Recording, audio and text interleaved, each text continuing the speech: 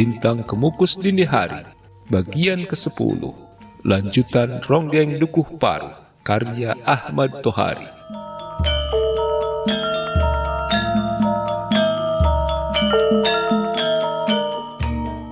Kartreja duduk berhadapan dengan Sentika di meja utama yang berbentuk bundar.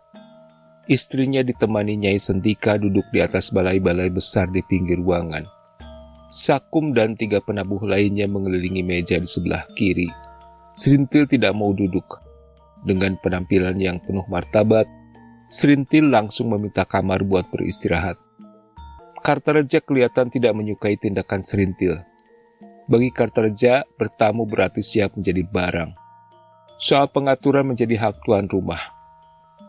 Ya, anakku, kami sudah menyediakan tempat bagimu. Nyai, bawalah anakmu ini ke sana. Mertanakim tidak bohong. Sentika memang telah menyiapkan sambutan yang hampir berlebihan bagi rombongan Ronggeng Dukuh Paru. Kopi segera keluar bersama dodol, kue lapis, dan ketan. Rokok dibagikan sebungkus tiap orang. Buahnya pisang Ambon dan salak. Bahkan juga kelapa muda, dan karena hari memang sudah siang, maka waktu makan pun tiba. Sekali lagi orang-orang Dukuh Paru itu merasa terlalu dimanjakan. Nasi dari padi gogo dengan lodeh rebung dan gulai ayam. Sambal terasi dengan cabai merah. Selesai makan siang, hanya tinggal Sentika dan Kartreja yang masih duduk di beranda. Sakum dan 3 rekannya boleh memilih sendiri tempat beristirahat. Ada beberapa hal yang harus dibicarakan antara tuan rumah dengan kepala rombongan Ronggeng. Aku akan menyelenggarakan tayub, Kang, kata Sentika mengawali pembicaraan. Bagaimana pendapat sampean? Ya, sebetulnya Ronggeng tak bisa dipisahkan dengan tayuban. Malah tanpa tayuban, sebenarnya pentas Ronggeng kehilangan daya tariknya. Tetapi beberapa tahun terakhir ini, kami dilarang mengadakan acara tayuban. Larangan resmi, Kang. Tetapi aku sudah bertekad melaksanakannya. Lah iya, aku jamin tak ada sesuatu kesulitan yang akan sampean hadapi. Lagi pula, alas Wangkal ini sangat jauh dari perkampungan lain. Lurah di sini bisa saya atur. Dan tayuban itu khusus bagi si Waras, anakku yang lelaki satu-satunya itu. Lah iya, bagaimana, Kang? Kalau begitu sampean sudah bisa menebak jawaban saya. Dan aku sudah mendapat 1 peti minuman keras dari taukeku di kota. Wah, bisa semringah permainan nanti malam. Hehehe, lah iya, tetapi masih ada 1 lagi, Kang. Dan ini yang terpenting. Apakah Serintil sudah bersedia menjadi gowo? Aku akan sangat kecewa bila Serintil datang kemari hanya buat meronggeng. Kartreja tersenyum dengan nada kecewa. Sampean harus memaafkan aku, Kang. Soalnya meskipun sudah sampai kemari, tetapi aku tidak bisa memberi kepastian. Aku persilakan sampean bicara langsung kepada Serintil. Siapa tahu? Iya, Kang. Siapa tahu Serintil mengubah pikirannya setelah sampai di alas Wangkal ini. Siapa tahu malah Serintil sendiri yang ingin menjadi gowo setelah melihat anak laki-laki sampean. Sentika tidak berkata lebih lanjut. Pikirannya buntu. Apabila Serintil menolak menjadi gowo, memang Sentika sudah menyiapkan seorang perempuan lain. Tetapi perempuan itu dalam segala hal bukan tandingan Serintil. Boleh dikata perempuan itu tidak akan memberikan gengsi. Sementara itu di kamarnya Serintil sama sekali tidak beristirahat. Sejak masuk ke kamar itu, pikiran pertama yang muncul di kepala adalah bagaimana dia bisa mengintip anak perjaka tuan rumah. Bagi Serintil, ini perlu sebelum dia memutuskan menerima atau menolak menjadi gowo. Apabila anak Sentika itu rakus dan semena-mena seperti Marsusi atau bermata keropos seperti Sakum, Serintil pasti akan menolaknya. Masalahnya, siapa tahu Waras mirip laki-laki berdasi kupu-kupu itu, Trimurdo. Atau bila benar kata Sentika bahwa anaknya baru berusia 17. Yang ini mengesankan. Bila menjalani peran sebagai gowo adalah yang baru bagi Serintil, maka melayani laki-laki yang berusia lebih muda adalah hal baru lainnya. Dua hal baru sekaligus. Bagaimana juga Serintil merasa ditantang. Tetapi sampai bosan mengintip lewat jendela, Serintil belum juga melihat seseorang yang dipanggil dengan nama Waras. Tadi ketika pergi ke sumur, Serintil memperhatikan setiap laki-laki muda yang pantas sebagai anak sentika. Tidak ada.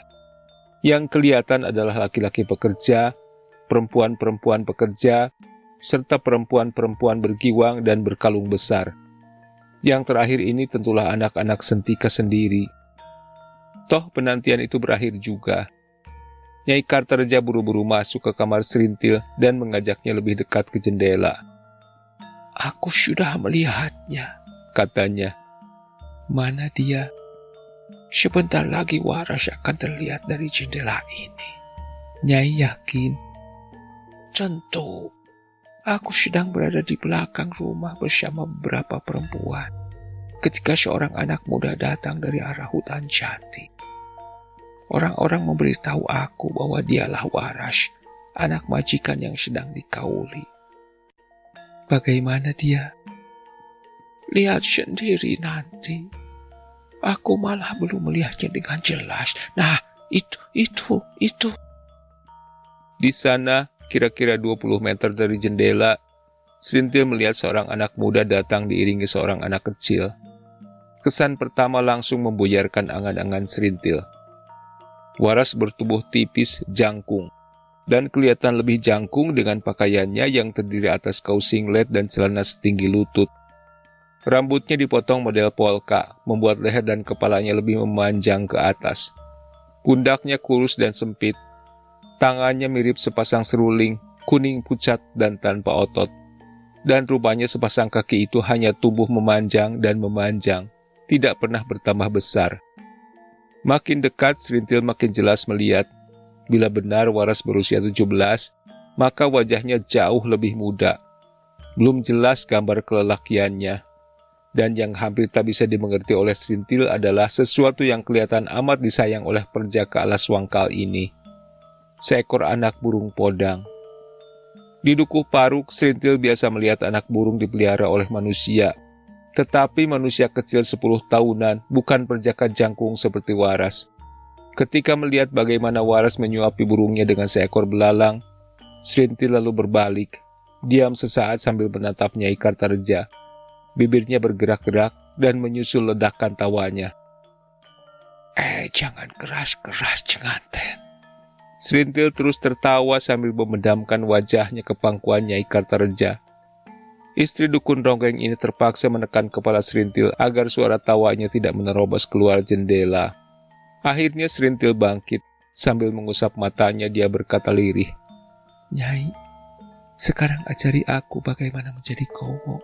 Ajari aku." Cenganten sudah mau menjadi gowo. Tetapi aku tak bisa mengajari sampean. Aku sendiri tak pernah menjadi gowo. Kira-kira saja. Nanti dulu, Cenganten. Mengapa baru sekarang sampean menyatakan kesediaan menjadi gowo? Sekarang bukan hanya Serintil yang tertawa, melainkan Nyai Kartareja. Mata mereka basah karena tawa yang berlebihan. Entah mengapa mereka lupa sedang berada di rumah orang. Nyai Kartareja masih berusaha memperpanjang suasana lucu itu dan berkata, "Dulu ketika sampean menjalani malam buka kelambu, sampean terkena ruda paksa. Kini tiba saatnya bagi sampean membuat perhitungan terhadap kaum lelaki." Senja di alas wangkal terasa datang lebih cepat. Perbukitan di sebelah barat membuat sinar matahari redup sebelum waktunya. Suara ratusan burung manyar bertambah riuh sebelum surut perlahan-lahan, kemudian senyap. Ayam yang berpuluh ekor jumlahnya mencari tempat tidur masing-masing di atas pepohonan serta bubungan gubuk tempat menyimpan kayu bakar. Kadang terjadi keributan di antara mereka karena perebutan tempat yang nyaman. Dengung lebah madu tak terdengar lagi. Ada seekor gagak berteriak-teriak karena diserbu sepasang burung keket. Kemudian lengang. Langit yang menghitam mulai berhiaskan kelap-kelip bintang. Tidak seperti di Dukuh Paruk, langit senja di alas Wangkal penuh dengan kalong yang terbang dalam satu arah menuju daerah perburuan. Mereka akan menyerbu pohon beringin atau pohon salam yang sedang berbuah. Atau yang pasti, kalong-kalong itu akan mencuri nira dari tabung-tabung bambu yang dipasang oleh para penyadap kelapa. Rumah Sentika terang benderang oleh 3 buah lampu pompa. Berandanya yang luas dan berlantai ubin batu telah disiapkan sebagai arena ronggeng. Meja-meja ditata di bagian tepi. Bagian tengah kira-kira 20 meter persegi dibiarkan kosong. Tikar pandan yang halus digelar di sana. Penonton yang pertama adalah kaum perempuan bersama anak-anak mereka. Sentika sudah sering menggelar pentas ronggeng. Bahkan bisa dikatakan, setiap punya hajat orang paling kaya di alas Wangkal itu nanggap ronggeng. Tetapi baru sekali inilah ronggeng yang datang bernama Srintil dari Dukuh Paruk. Sebuah nama yang ketenarannya jauh menembus batas wilayah Dawuan. Hari makin gelap dan makin banyak sinar obor dari gerumbul-gerumbul di alas Wangkal yang bergerak menuju rumah Sentika. Mereka datang membawa hati yang meriah. Yang masih anak-anak akan terpuaskan rasa ingin tahunya. Yang laki-laki dengan berahi atau nostalgia mereka. Yang perempuan dengan kebanggaan aneh.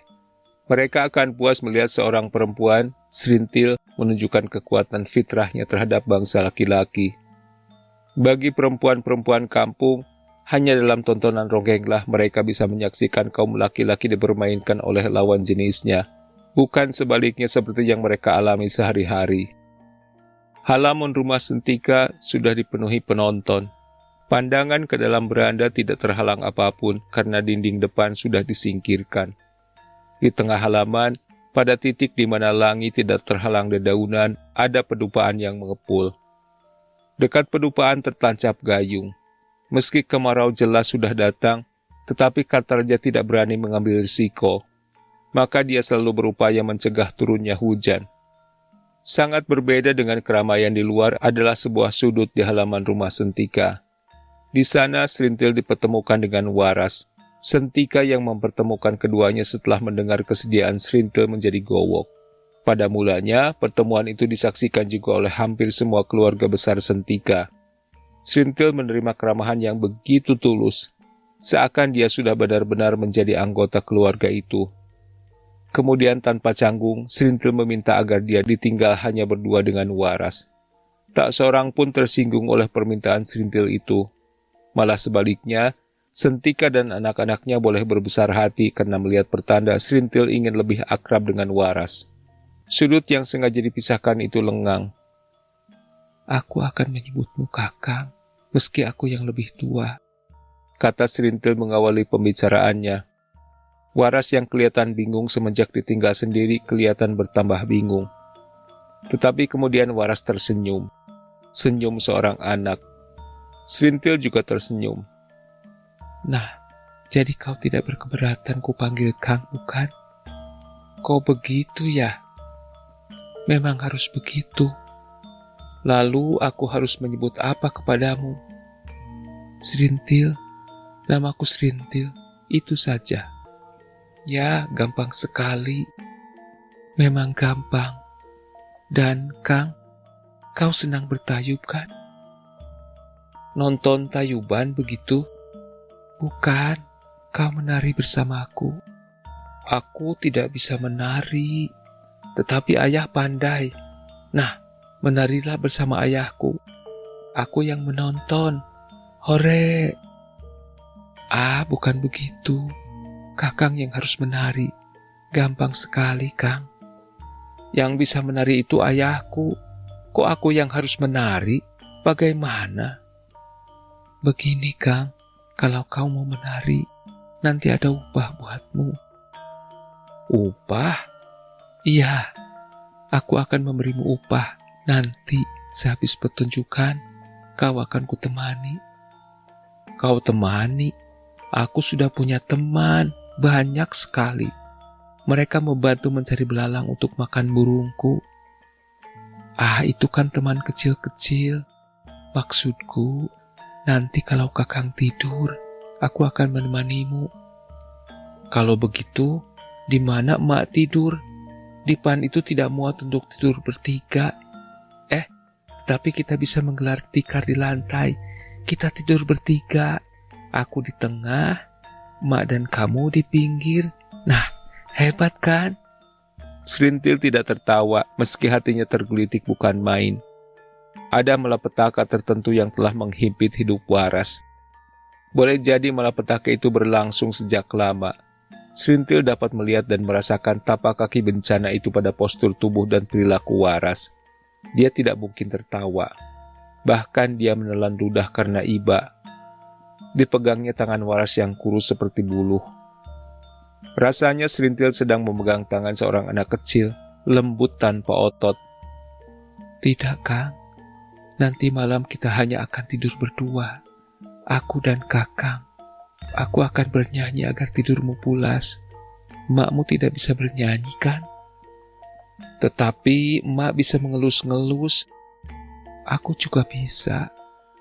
Mak bisa mengipas-ngipas. Aku juga bisa, pintar. Kamu juga mau menemani bila malam hari aku ingin kencing di belakang? Iya, tentu. Bila sebelum tidur aku ingin bermain-main, bagaimana? Wah, itu bagus. Hore! Kalau begitu kamu sangat baik, aku suka padamu. Waras bangkit memeluk Serintil, mendekapnya dan menciuminya. Serintil pasrah saja, atau geli, tak ada rangsangan berahi. Tetapi dari tempat yang terlindung, suami istri Sentika memperhatikan ulah anaknya dengan harapan melambung. Mata keduanya berkaca-kaca karena rasa haru. Apa yang selama ini mereka harapkan sudah terjadi. Waras menciumi perempuan. Waras mendekap seorang ronggeng, sesuatu yang bisa dikatakan sebagai pertanda bahwa Waras mempunyai minat terhadap lawan jenis. Memang baru merupakan pertanda, belum mengenai langsung keadaan Waras yang sebenarnya. Namun bagi Sentika dan istrinya, hal itu untuk sementara sudah cukup. Kegembiraannya Sentika meluap. Dipanggilnya anak-anak yang semuanya sudah menjadi istri orang. Hei kamu, kemari Riwed, Darkem, Blokeng, Trombol. Lihat itu adik kalian. Lihat, Waras sedang menciumi ronggeng. Jam 8 malam, Sakum dan teman-temannya siap menghadapi alat musik masing-masing.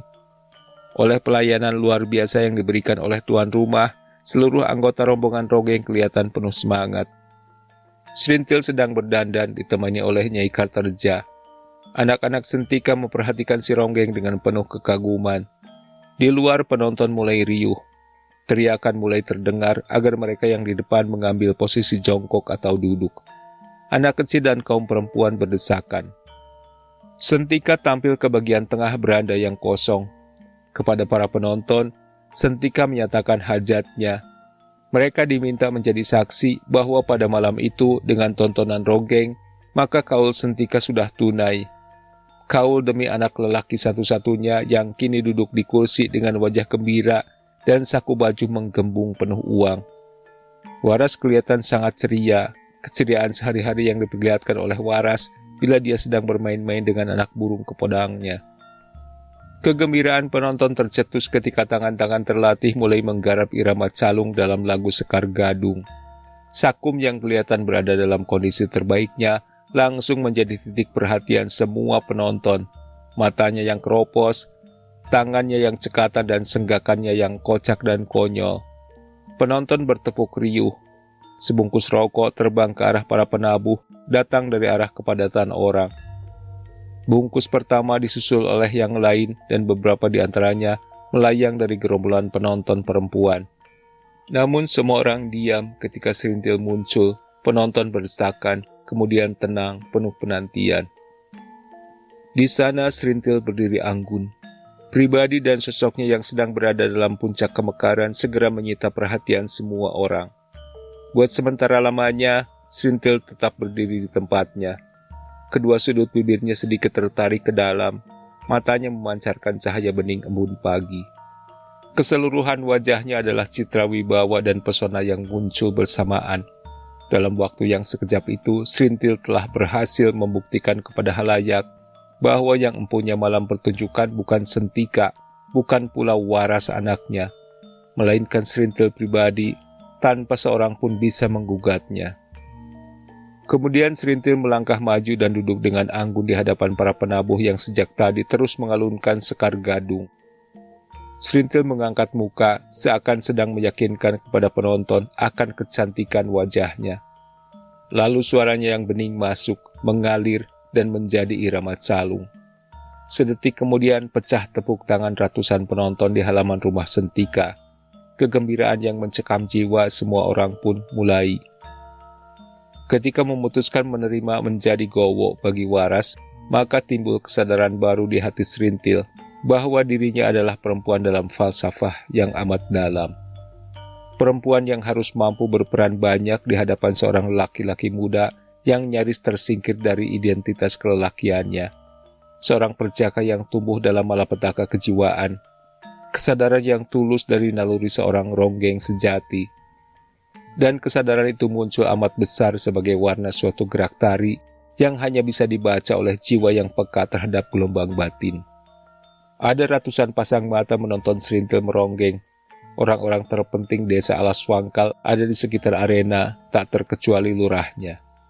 Tetapi Serintil merasa sedang menari di hadapan satu orang. Seorang anak muda yang mengharuskan Serintil merasa sebagai ibunya, kadang adiknya, dan kadang teman sepermainannya.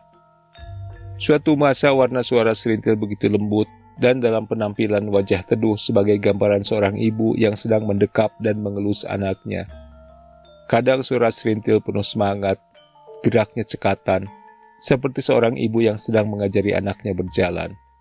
Dan kadang Serintil melirik dan tersenyum kepada Waras. Gerakannya menantang seakan Serintil sedang menggugah naluri kelelakian penjaka Alas Wangkal itu. Dalam keterbelakangannya, Waras bisa merasakan sentuhan yang membangkitkan semangat. Dari tempat duduknya di tepi arena, kelihatan wajah Waras berseri-seri. Matanya bercahaya.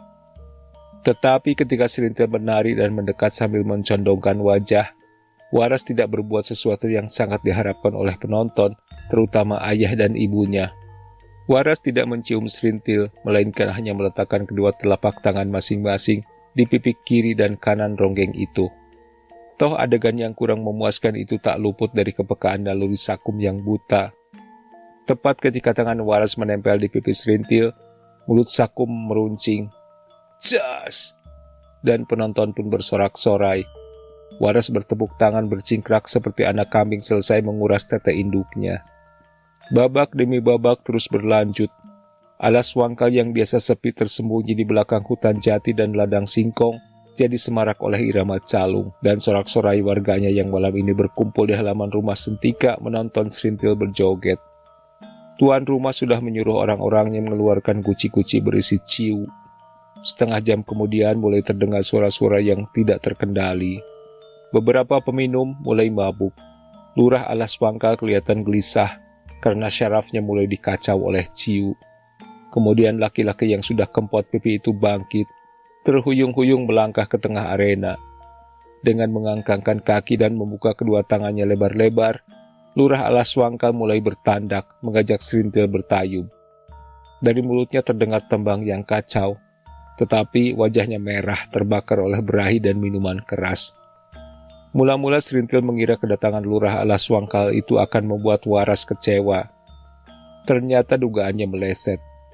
Waras malah bertepuk tangan memberi semangat kepada lurahnya. Dia berteriak-teriak kekirangan ketika melihat Pak Lurah memasukkan tangan ke dada Serintil buat menaruh uang dan beraksi di sana. Dan pada akhirnya Waras bangkit. Dengan genggaman tangan penuh uang, Waras meniru lurahnya. Pada saat yang tak pernah luput, mulut Sakum meruncing. Jas! Kemeriahan di rumah Sentika usai sesudah ayam jantan berkokok. Selama 7 jam, Serintil berjoget dan bertembang.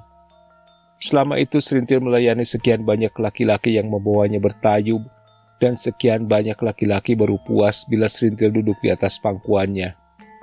2-3 kali Serintil harus masuk ke kamar buat memperbaiki busananya, terutama di bagian dada.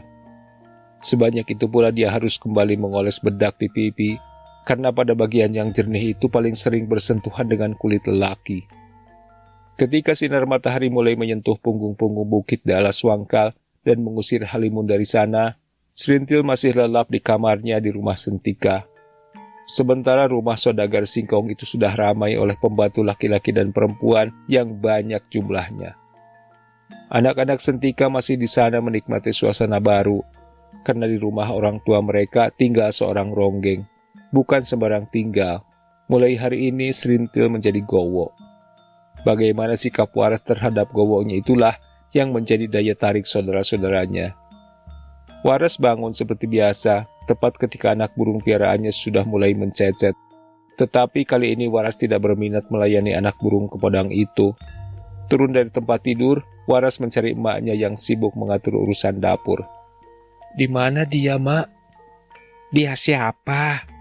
Yang tadi malam menari, yang tadi malam kumasuki uang ke dadanya, di mana dia? Dia tidak pulang kan?" Nyai Sentika menjatuhkan pundaknya. Ada rasa lega menyapu hatinya. Lega. Perempuan itu yakin anak lelaki satu-satunya itu benar-benar lelaki. Waras memang waras. Buktinya dia menanyakan Serintil. Mata Nyai Sentika berkaca-kaca. "Dia masih tidur, Nak. Kau senang pada Serintil, Nak?" "Senang, dia cantik ya, Mak." "Kau mengerti orang cantik?" "Ya, karena matanya tidak seperti matamu. Kulitnya halus dan mulutnya merah seperti mulut anak burung podang. Jadi dia cantik ya, Mak?" "Iya. Aku akan membangunkannya. Akan kuajak dia main." Jangan. Tunggu sampai dia bangun." Waras kelihatan kecewa, merengut dia. "Lebih baik kau pergi mandi sekarang. Serintil tidak akan mau bermain dengan siapapun yang belum mandi dan berpakaian rapi." "Begitu ya, Mak?" "Memang begitu. Nah, ayolah ke sumur." Waras berlari melompat-lompat. Orang-orang mengikutinya dengan pandangan mata dan senyum. Ada kelucuan yang tragis, dan hanya Nyai Sentika yang menyimpan harapan besar di balik senyumnya yang samar dan tertahan. Jam 8 pagi ketika Serintil membuka mata, didapatinya seorang perempuan duduk tenang di dekatnya, Nyai Sentika. Tanpa kikuk sedikit pun, Serintil bangkit lalu membenahi pakaiannya yang poranda. Rambutnya yang terurai disanggul sekenanya. Segala gerak-gerik itu berada langsung di bawah tatapan mata Nyai Sentika yang tak kunjung puas mengagumi kesegaran tubuh ronggeng dukuh paruk itu. Sudah bangun Cenganten?" "Iya, Nyai, sudah siang." "Belum begitu, jam 8 kira-kira." Ya, Nyai Karterja bersama rombongannya sudah berangkat pulang. Semuanya sudah beres." Serintil hanya tersenyum ringan. Nyai Sentika tersenyum puas. Ada masalah yang hendak disampaikan oleh Nyai Sentika kepada Serintil, bahwa dia dan suaminya hendak segera meninggalkan rumah. Sentika sungguh-sungguh pergi ke kota untuk beberapa hari lamanya. Nyai Sentika hendak menyingkir, bersembunyi di salah satu rumah tetangga. Dan semua anak-anak Sentika siang ini akan pulang ke rumah masing-masing. "Seharusnya kami menyediakan sebuah rumah khusus untuk sampean dan Waras. Tetapi rasanya lebih baik kami mengalah buat sementara demi anakku si Waras. Untuk tidur, pilihlah kamar mana yang kalian suka. Selain kamar pribadi kami tentu saja. Dan dengan ini saya serahkan anak saya kepada sampean. Dia memang demikian keadaannya. Sesungguhnya saya merasa malu. Tetapi sudahlah, pokoknya saya percayakan kepada sampean." "Nah, dia sudah bangun," ujar Waras yang tiba-tiba muncul di pintu kamar. Bajunya baru dan sakunya penuh uang. Sepasang kaki yang panjang dan lurus muncul di bawah celana hitam sepanjang lutut.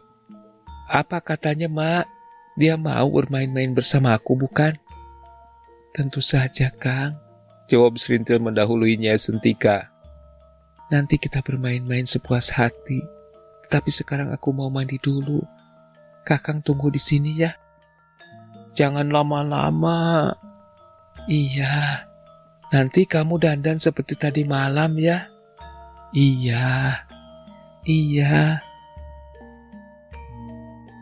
Tetapi Waras tidak mau menunggu. Dia mengikuti Serintil ke sumur dengan langkah-langkah gembira. Sumur itu berada di lembah di belakang rumah Sentika. Waras sendiri yang menimba dan mengisi jolang. Bak mandi yang terbuat dari kayu itu segera luber. Nah, mandilah di sini. Kakang di situ? Iya. Jangan. Kakang pergi dulu. Tidak, soalnya saya juga selalu di sini bila mak mandi. Begitu ya? Iya. Tadi malam aku menaruh uang di dadamu. Coba lihat, masih ada? Sudah saya simpan, Kang. Sekarang tidak lagi di sini. Masa? Tapi aku pengen lihat. Jangan, Kang, jangan. Kamu sudah bilang kita berteman. Kamu mau menipu ya? Tentu saja tidak, Kang. Lalu mengapa aku tak boleh melihat dadamu? Serintil hampir gagal menahan tawanya. Sambil berjongkok menghadap Waras, dibukalah pinjungnya. Dadanya terbuka penuh. Nah, tak ada uang bukan? Iya, aku percaya sekarang. Tetapi, tetek emakku gepeng. Kenapa punyamu tidak? Sekali ini Serintil tidak bisa menemukan jawaban. Maka diciduknya air dengan tangannya, lalu dicipratkannya ke arah Waras. Perjaka alas wangkal itu berteriak girang. Tak ada pengertian lain baginya kecuali bahwa permainan yang menyenangkan sudah dimulai. Waras kembali menimba air untuk langsung menyiram tubuh Serintil. Permainan berubah menjadi hiruk-pikuk, dan di tempat-tempat yang tersembunyi, beberapa pasang mata mengawasi segalanya. Ada yang tersenyum karena merasa geli, tetapi kebanyakan orang tersenyum karena rasa kasihan. Hari ini rumah Sentika menjadi belantara dalam dongeng. Sepasang anak binatang bermain, bersukaria dalam keceriaan yang hanya bisa dimiliki oleh anak rusa atau anak kucing. Serintil yang mengambil semua prakarsa. Mula-mula dia mengajak Waras bermain penganten-pengantenan. Serintil berdandan, cantiknya bukan main-main. Waras diberinya belangkon ayahnya. Mereka duduk bersanding. Dalam dongeng, Kakang adalah suamiku, aku istrimu, kata Serintil. Nah, karena aku sudah menjadi istrimu, maka aku minta uang buat berbelanja. Dan seterusnya. Kali lain Serintil meminta Waras membelah kayu bakar buat memasak. Waras bekerja di samping rumah dengan semangat yang tidak bisa dikatakan sebagai main-main. Keringatnya membasahi badan. Telapak tangannya lecet oleh gagang kapak. Tetapi hasilnya hanya berupa serpihan-serpihan kayu dalam jumlah yang memalukan. Sementara itu Serintil keluar ke belakang rumah membawa bakul kecil. Dipetiknya pucuk singkong dan daun kecipir. Siapa mengira perempuan yang kelihatan tahu betul tentang urusan dapur itu adalah seorang ronggeng. Semua orang dusun tahu seni memetik sayur mayur dan seni membawa bakul. Serintil melakukan kedua-duanya dengan jitu, kewes, dan pantes. Keluasan seorang istri sejati yang hanya mungkin tampil karena Serintil menghayati sepenuhnya peran sebagai gowo. Atau lebih dari itu, kesadarannya untuk mewakili dunia perempuan menumbuhkan rasa tanggung jawab ketika menghadapi seseorang yang mempunyai masalah kelelakian. Tanggung jawab itu secara naluri berlanjut menjadi kesadaran yang muncul dalam cita yang sempurna. Lihat betapa luwes gaya Serintil memetik daun singkong muda. Pohon itu hampir tak bergerak. Betapa cantik gaya Serintil membawa bakul. Keterpaduan antara keluasan bentuk tangan dan liku-liku pinggul. Amat pas dan menawan, lentur dan indah.